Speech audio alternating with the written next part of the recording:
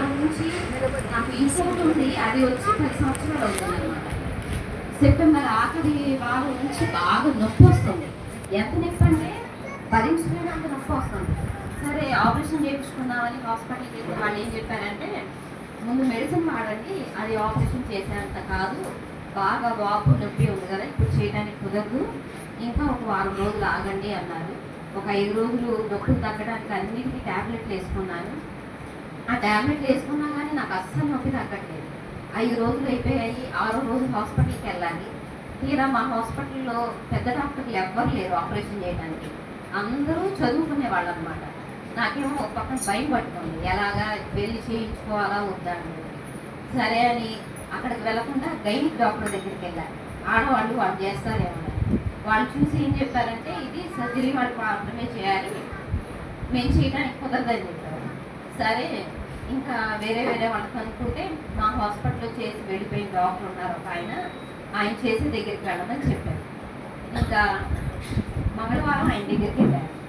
పోయిన వారంలో మంగళవారం ఆయన ఏం చెప్పారంటే, పలానా అడ్రస్ ఈ హాస్పిటల్లో రండి అని చెప్పారు. అసలు చేతిలో డబ్బులు లేవు. 4,500 వెళ్ళాను. హాస్పిటల్ దగ్గర దిగంగానే నాకు ఇంకా టెన్షన్ స్టార్ట్ అయింది. హాస్పిటల్ చూస్తే 6 అంతస్తులు ఉంటాయి. హాస్పిటల్ ఎంత పెద్దదంటే, సరే ఎలాగోలా లోపలికి వెళ్ళాను. లోపలికి వెళ్ళి మనుషులందరినీ చూసేసరికి ఇంకొంచెం నా టెన్షన్ పెరిగిపోయింది. నా దగ్గర ఉన్న 4,000 ఎంత పెద్ద హాస్పిటల్కి వచ్చారు నేను. తీరా డాక్టర్ దగ్గరికి వెళ్ళాను.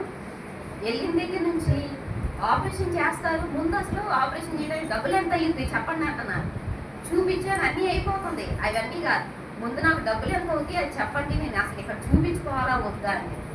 ఆయన నా కంగారు చూసి, అమ్మ నువ్వు నిదానంగా ఉంది, నువ్వేం కంగారు పడబాకండి, అప్పటికే ప్రార్థన చేసుకుంటున్నాను, కనిపించిన వాళ్ళందరికీ చెప్తున్నాను ఇలా నొప్పిగా ఉంది ప్రార్థన చేయండి అని.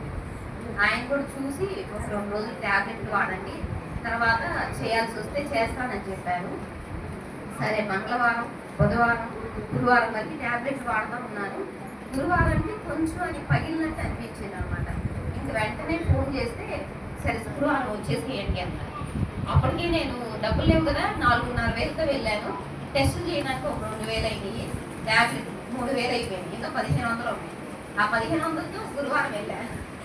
ఆ 1,500తో వెళ్తే నేను అంతకంటే ముందే ఒక 20,000 వేరే వాళ్ళు అడిగి తెచ్చుకున్నాను అనమాట. వాళ్ళు నా కోసమని గుంటూరు వచ్చి ఆ డబ్బులు నాకు ఇచ్చి మరీ వెళ్ళారు. ఇంకా హాస్పిటల్ చూసేసరికి భయం వచ్చింది కదా, నేనేం చేశాను, ఇంకో 10,000 ఫోన్పే కూడా చేయండి అని చెప్పాను. సరే చేస్తామన్నారు. ఆపరేషన్కి వెళ్ళాము. శుక్రవారం ఆపరేషన్ చేశారు. ఇంకా అంతా అయిపోయి